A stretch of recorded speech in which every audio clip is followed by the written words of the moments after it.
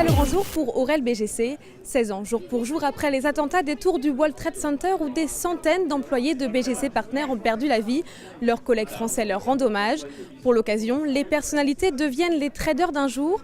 Objectif, récolter un maximum d'argent au profit de cette association. J'ai 1,4 million à vendre. Donne, j'achète, merci beaucoup. Bravo, bravo. C'est bon, hein?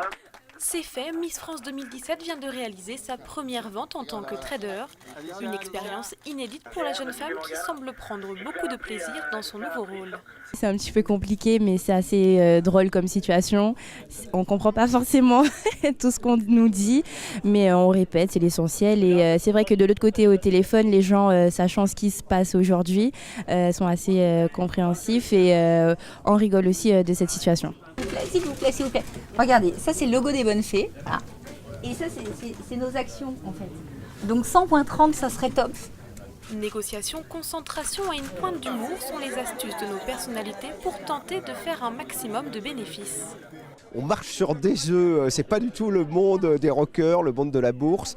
Mais je suis très surpris parce que plein de gens, plein de traders ici me connaissent, m'interpellent et connaissent mes récentes activités. Donc c'est très sympathique.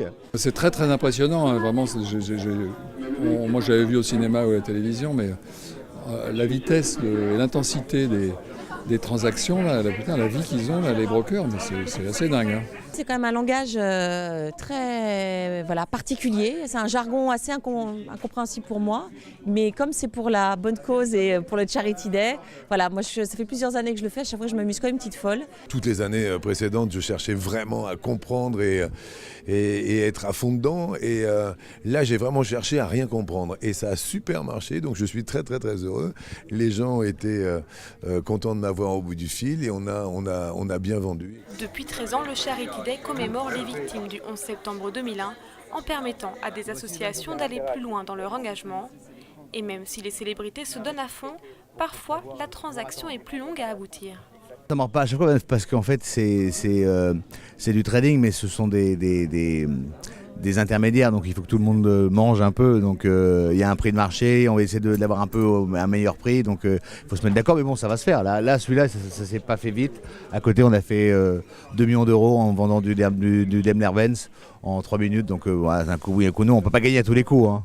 L'an dernier, pas moins de 12 millions d'euros avaient été récoltés à travers le monde lors du Charity Day. Cette année, les personnalités présentes espèrent avoir réalisé un nouveau record de bénéfices pour aider leurs associations respectives.